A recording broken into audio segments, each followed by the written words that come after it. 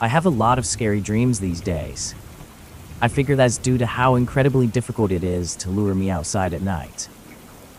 After the 3 physical encounters, let's just say my paranoia kicks in for literally no reason at all sometimes. The slightest odd feeling in my ass goes indoors, armed to the teeth with the house on lockdown.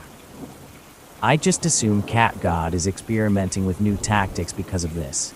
So anyway, time passes, and it's mostly just a little stuff for a while, and then it starts to flare up again. This thing likes to announce his presence when he starts feeling uppity. The next few stories are from one of his recent uppity moments. We were experiencing strange sounds, knocking on the floors, and feelings of being watched start to become increasingly more frequent. Then, one night I hear this very aggressive barking coming from my front yard. Dogs pass through our yard all the time. I make friends with most of them. Shoot, I make friends with pretty much all the wildlife that I come across, even the spiders and snakes. They're attracted to me for some reason. But not this dog. The first night I didn't see him. The second night I only saw his eyes. The full moon was out and the yard was very, very well lit that particular night. Of all the places the dog could be standing, it chose the darkest part of the yard, between a huge tree and a white shack-like building where we stored junk we don't have room for in the house. The spot was basically a big-ass shadow. This was the same area the dog had been barking from the night before. So I go outside and I see the 2 bluish glowing eyes that are pretty widely spaced apart, meaning that this dog was huge. It sounded pretty damn big too. Our eyes locked and I got this very unsettling feeling. There was nothing else out there. The dog appeared to be barking at my house and me after I came outside. Again, very aggressively. There was something really off about this dog. Assuming it was trying to lure me outside to the tree line, I fired a warning shot in the dirt a few feet from it. I never saw or heard it move, but it wasn't there after I fired. It came back the next night and barked around my side of the house near my bedroom window, but the back in the woods a little way. It snowed a few days later when we found its prints. They were almost as big as my hand if I spread my fingers apart as far as they'll go. I halfway thought it was just some abnormally large and mentally disturbed dog, so I decided not to shoot it. Not that it would have helped if it had been what I thought it was anyway. Probably would have pissed it off. A few nights later, I had a dream about a cougar that seemed to shrink and grow at random as I walked in my front yard. It was huge. It kept coming up on the porch and trying to get in my front door. At one point, it somehow got his head inside. It was bear-sized. I was sitting with my back against the door to keep it out. It wanted it badly. I shrugged this one off as just a normal dream until the next night, when I had the same exact dream. Only this time it was a man in a dark hooded cloak. He wore a mask that appeared to be carved from wood and painted white. It had markings, but I don't remember what they looked like. It vaguely resembled old masks that our people wore during certain ceremonies. He had glowing red eyes. He also seemed to grow and shrink at random. It kept trying to get through my front door. It almost looked like he was floating as he crept up onto the porch. It got maybe 4 feet from the door, and I just reacted with the first thing that crossed my mind. I started banging against the door and yelling like I'd lost my mind. I figured it might scare it away. I was very wrong. It stopped, cocked its head sideways a little, and just stared at me. This thing had to be at least 8 feet tall. It reached its hand out toward me, and I stopped dead in my tracks. The hand moved really fast, and I woke up almost immediately. I'm not really certain of what he pointed at me. I want to say it looked like a gun, but it could have just been a gloved hand. A gun was actually the last thing I would have expected, and that made it way scarier. A witch with a pistol. That was a new one for me. I don't know if this has anything to do with that creature I saw that night. Maybe it was a big wolf, an abnormally big dog, or maybe something else.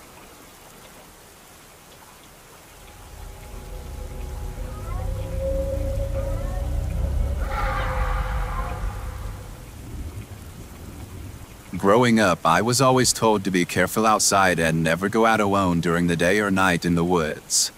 And for most of my childhood, I was good at it, but my family did have a few bumps in the night that seemed to scare my father. And around the time I turned 14, my father had enough and we packed him and moved. But he could never sell it since it was his family's home that his grandfather built after he came over from Germany right before the turn of the century. Anyway, the property will come into play for the other two stories, but my first one isn't anywhere near my place. One snowy night when I was a senior in high school, my friend and I decided to go out for a midnight drive down a back road that had a railroad track to one side and woods on the other. As we approach a small bridge type thing for a small creek, we see the car that is coming towards us slam on its gas and peels out of there. Me and my friend didn't really think much of it since we were about 100 yards away. But as we pull up, this big blackish gray thing comes running out into the middle of the road and jumps into the creek bed that was about 6 feet off the ground. But before it did that, it gave us this look with bright orangish yellow eyes. And as it goes into the bed, me and my friend both look at each other and scream at the top of our lungs. And then he steps on the gas to get out of there. The next day after school, we went straight over the bridge that this thing had jumped into. We found some tracks, but they all looked like something was heavy and fast moved through the area. We left not knowing what it was. My second encounter happened when I was 20 and out deer hunting on the farthest part of my property. I was hunting by myself, which I liked to do at the time, especially being home from college. I just really liked the peace and quiet. Anyways, at the time I was armed with my rifle and I was a pretty good shot at about 100 yards with it. Anyway, I had been sitting in my tree stand where I started to hear footsteps running along, sounding like a big buck running. So I got my gun ready for this big buck to come running out, but instead it was this big brown dog. Then I realized it wasn't a dog at all, and by the time the thing stopped and looked at me, it started to snarl its teeth at me. I think I said something like, "What the hell?" and pointed my gun at his head and fired. The creature fell down, and for a few moments I thought it was dead. So I made the stupidest decision in my life to walk up on this thing and look at it. As I walked up onto it, it looked like it had fell forward instead of backwards, like I had seen it do when I had shot it. And as I get closer to it, I realize the thing isn't dead. As I walk up closer to it, it starts to stand up, and that's when I realized the thing had to be at least 6.5 feet tall. What felt like forever lasted for a few seconds, and that's when I pulled my .44 Magnum revolver from my hip. I think I shot 4 rounds into its chest. The thing then looked down at its chest and then back at me, then jumped back onto all fours and ran into the thick brush. This is when I dropped my rifle and ran back to my truck. After this incident, I left and never came back due to the fact of what I saw, but that all changed when I got married. My third encounter happened 7 years after my last encounter. Shortly after I got married, me and my wife had decided to buy some horses. Since both of us have grown up with them and that I would be becoming a vet, it just seemed right to us to have some large animals on the property. About a year after we moved onto the property, we had problems with our horses and other livestock. At first, we thought it was just a pack of coyotes, but I couldn't ever find any coyotes on my game cams. So I decided to hunt them, but had no success with that either. So I ruled out that coyotes are the problem. Shortly after that, everything started to calm down with the animals. On the day of my encounter, I had decided to take out a young mare out to stretch her legs for a competition my wife was going to be competing in that weekend. I had also brought my 110-pound Rottweiler along with an old double-barrel shotgun due to the fact of what I saw when I was out hunting when I was 20 years old. About a mile into the woods, my horse started to get spooked. So I got off of her trying to calm her down when I noticed my dogs are growling and looking in the same direction as she is. So I turned around and I see this big dog-looking human thing. I tell my dogs to go home and they slowly back up and take back off into the direction of the house. And that's when my horse starts getting antsier. As I hop back on my horse, I look back to the animal and I see it charging us. I had kicked my horse as hard as I can to get it going. Not looking back, I rode all the way back to the barn thinking this thing was hot on our trail. But when I break the tree line 50 yards from my barn, I realized nothing was following us. So I put my horse back up in the barn after I calmed her down. That is when I began to notice 3 deep cuts into the backside of my horse inches away from where I was sitting. I was terrified. I called the sheriff to come take a look at my horse and my property to find out what did this. Two cops came to my house that night. One sheriff and one local cop. The local cop said it looked like knife wounds and had asked me if I cut my horse. I said no, this was an animal that did this. He didn't believe me and then left. The sheriff, on the other hand, went out there to look for himself and came back to me 15 minutes later. He said that he recommends me to be alerted on my property and armed at all times. That or move somewhere else. I think he saw this animal, but I haven't had any problems with this lately. But it's been 4 years since all of this happened and it feels like the time is near. But I really hope it's not.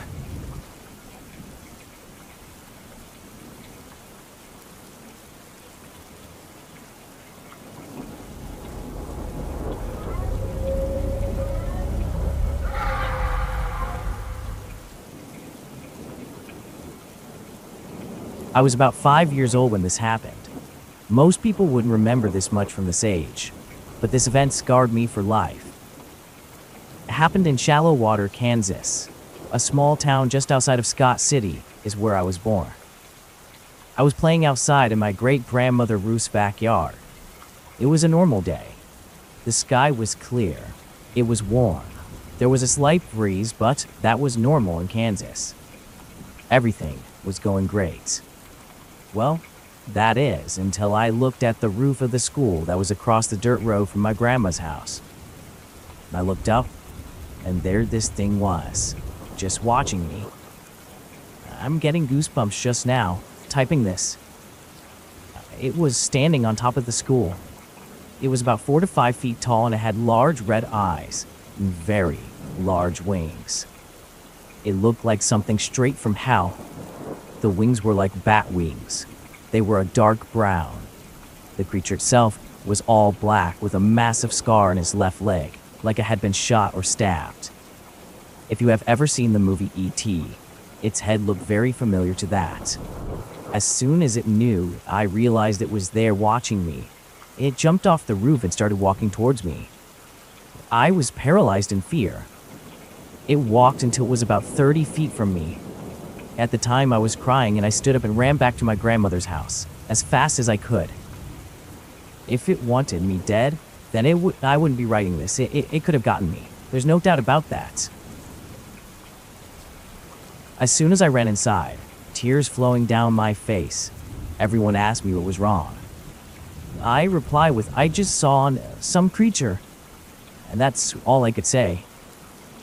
I don't know why, but it just seemed like something about this creature was pure predator and it just wanted me.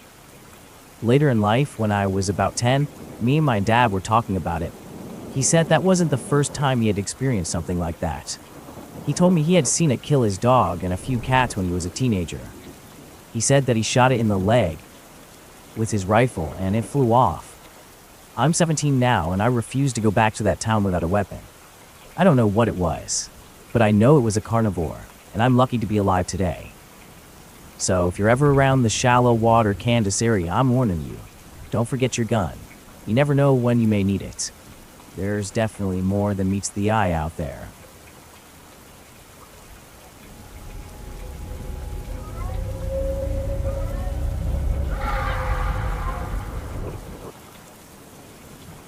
I was around 10 years old when this happened. It was the middle of summer, and our air conditioner was broke at the time. So I cracked open the window to the left of my bed to let cooler air in the overheated room. I was playing my favorite game on my Super Nintendo. It was Super Mario World. I had been playing for a few hours and the sun began to set. At around 7:30 p.m., I heard something tapping on my window. I jumped, not expecting it. I walked to the window to see what it could have been, but then everything went silent. The crickets just seemed to stop chirping, the frogs stopped croaking, even the wind seemed to quit blowing. I suddenly had a strong feeling of dread. Something wasn't right. I quickly closed my window and locked it. There it was again, the tapping on my window. It was pretty much completely dark outside by now, and I couldn't see anything in our yard. But I felt like something or someone was watching me from the other side of my window. Suddenly, the power in the house went out, and it was then that I could see it.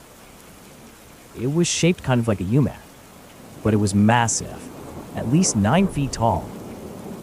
Its eyes were big, black and shaped like almonds. His skin was a pale gray and has splotches of dark brown fur on his chest and shoulders.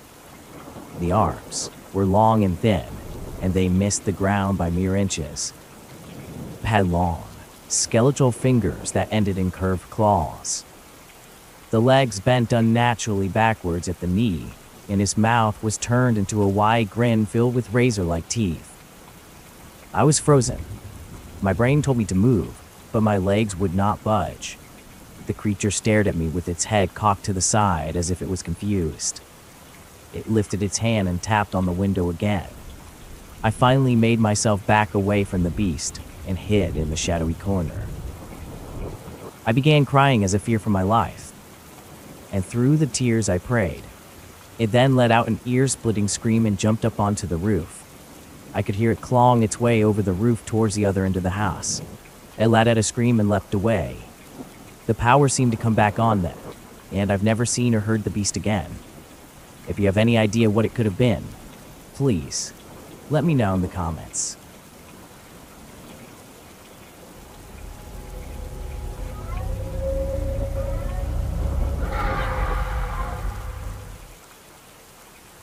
This didn't happen to me personally, but to my older brother. We used to live in a very rural area of Western Canada. The closest town was probably populated with about 1,000 people, maybe even less. It was about a 15-minute drive away from where I was. There's a small village up the hill, with a small convenience store and an old abandoned hockey rink. Across from the rink, along the highway, sits the old reservation school. Around the school were multiple portable classrooms, all of them abandoned after the new school was built 6 to 5 years earlier. At night, it gets super dark with the only light coming from the village, or in this night, the moon. My brother had a few of his friends with him, and they decided to go climb or break into the old school or the surrounding buildings. He and 2 of his friends couldn't get into the main building, so they decided to climb onto one of the portables. He and one of his friends easily climbed on. His third friend was shorter and had a harder time. When they tried helping him up, they saw a 4th person around the corner. His friend was on the ground and heard a noise. "Someone else is here." They looked in the direction of the noise and saw someone standing there.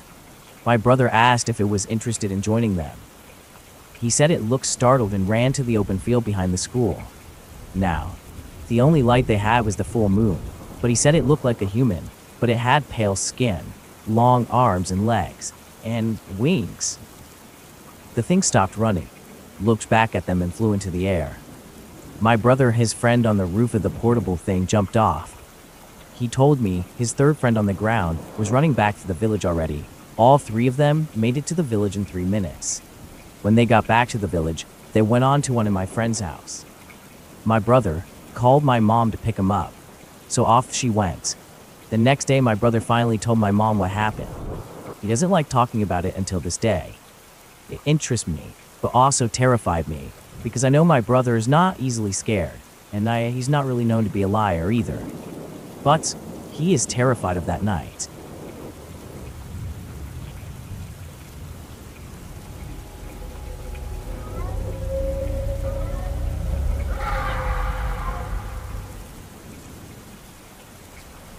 I was 5 when this incident took place. My brother and I moved in to live with our nan and pop a few months earlier, as our mom abandoned us that year in 1986. Nan and pop's house had a farm in the Tasmanian country, and there was a beautiful bushland on the right side of the house. I frequently went to the small clearing in the bush, which was visible from the house, so Nan was okay with me going there to pick beautiful smelling Boronia flowers. To the story. It was around 5 p.m. when I went to the clearing in the bush. As it was daylight savings, there were 4 hours left of sunlight, so it wasn't considered a bad time of day to go and pick Boronia. As I picked my last flower to go home, all the birds that were tweeting away, the sound of the slight breeze, and common bush sounds suddenly stopped. My young kind couldn't grasp any reason why that was so. I went to walk home, and then I heard footsteps crunching into the dragged-on leaves and dead bracken. I got a little scared, and then I heard a voice saying, "Becky, Becky, it's me." I heard my mom's softly nervous voice. It was a little off, though. I said, "Mom, Mom, where are you?" At that point, I was starting to cry a little, thinking my mom had come back. But the voice repeated, "Becky, Becky, it's me." And then the footsteps I heard earlier walked closer to me, and the smell of the Baronia, it was overtaken by the stench of off milk. I gagged a little and tried to head home, hoping for some fresh air. But a figure came out into the clearing, moving slowly, like a baby learning to walk. As he got closer, I realized it was an animal on two legs, mangy looking and looked starved. Its eyes had a glowing green and yellow color, and they were staring straight at me. I was so scared. I stood there petrified. It looked like some animal I've seen before in a book or a video. The beige matted coat and brown stripes on each side of that thing's body is set in front of me. Becky, Becky, it's me. It was trying to lure me by talking like my mom. I dropped the flowers and I ran out of the small clearing, through the trees. And as I was about to jump the fence, the creature was running towards me, with my flowers in its rotten, snarling-looking mouth. Just then, it let out an evil, ear-piercing screech. Then I screamed in terror. But I got over the fence, and when I caught my breath back, I noticed it was dark. I saw torches, and I heard a police radio towards the house. I got to the veranda, and Ann and Pop were there, and they just held me so tight. They had police and neighbors looking for me. I wasn't in trouble, but they knew I was frightened. I told them I don't remember going further into the bush. They even heard the screech of that thing in the scrub. It turns out I was missing in the bush for 5 hours. It was around 10 p.m. when I ran back home. I didn't understand how that was possible. After it happened, at school, we were learning about extinct animals in Australia. I went white when I saw a picture of a thylacine. Something evil was trying to pose as a messed up looking Tasmanian tiger. That horrible evening has made me despise the smell of Baronia for years, which I once loved. Now I'm 37. I can have those flowers in my home without being triggered into fear again. That was the first and last time I encountered that creature.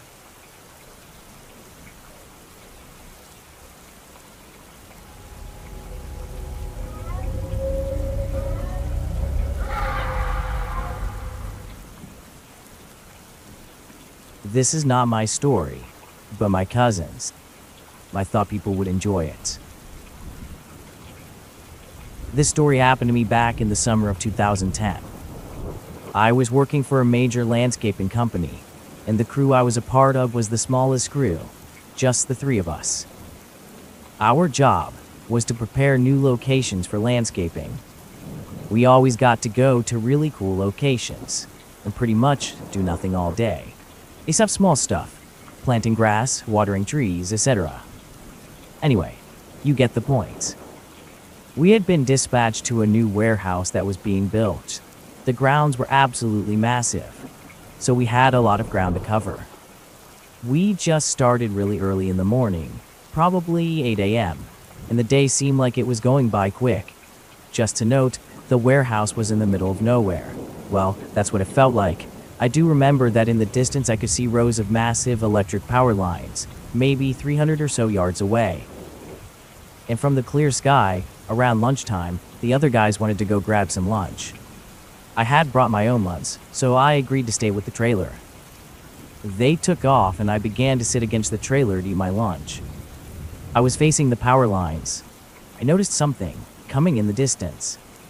At first it looked like a black glider, but I didn't understand why anyone would be using a glider so close to power lines.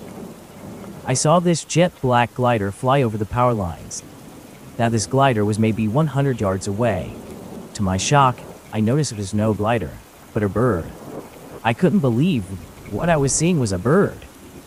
The bird then took a quick U-turn and started back from where it came from. I took off towards this thing. It was of course way too fast for me to catch. It flapped its wings and took off, missing the power lines just by an inch. In my quick dash, I noticed I had dropped my old flip phone, which I was going to use to attempt to video this thing. I've seen a California condor, I've seen a crane, and turkey vulture. This was nothing even close. This thing was 10 times the size. To gather a good perspective of its size, I would guess that each power line tower was about 30 feet from each other or so, and the bird's wings would have to be at least half of that. So I would say it was maybe 22 to 24 feet. It was absolutely jet black, maybe just a little white on this neck. Its beak was long and sharp, and it had raptor-looking feet. I didn't hear it make much noise, but when it did flap its wings, it sounded like you would get when giant sails are flapping in the wind. I don't know if this was a thunderbird, but it was pretty goddamn big.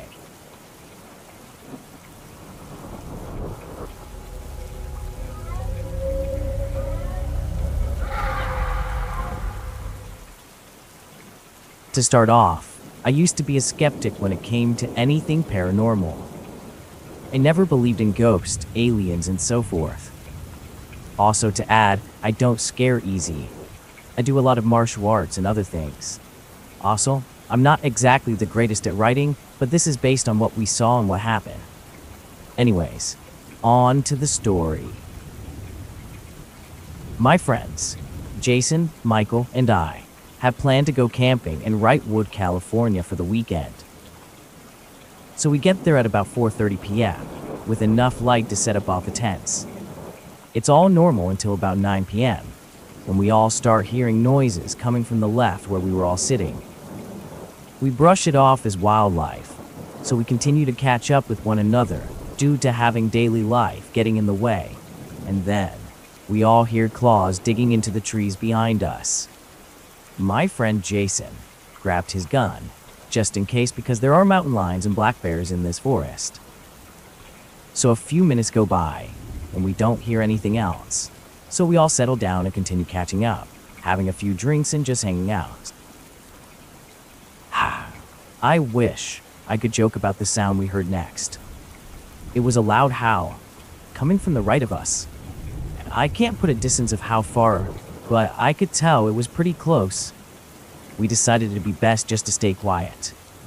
By this time, it was about 12 a.m., and my friend Michael said he just saw something that was probably about 5 feet tall dash between the trees and told me to get my flashlight out. I pointed the flashlight to where he said, and this creature stands on 2 feet, easily towering over us. If I had to guess, my friend was wrong. This thing was way bigger than 5 feet. It was easily 8 feet. It had a face just like a dog, and grayish-black fur all over its body. It was weird. It had a body that was similar to a black bear, but way more masculine. Luckily, Jason fired a few rounds at it, and it seemed to scare it away. As for us, we made a mad dash to our trucks and got the heck out of there. We did come back in the morning to get our tent and stuff. They were all ripped to shreds though. I don't know what happened to the tents. We also checked out the trees and there were deep claw marks carved all in them. I can tell you what we saw was not a black bear, and I'm honestly scared of what I saw. So if you ever go to Wrightwood, California for camping, Be very, very careful. Take protection. You never know what you're going to find out in those woods. Not everything out there has been documented by man.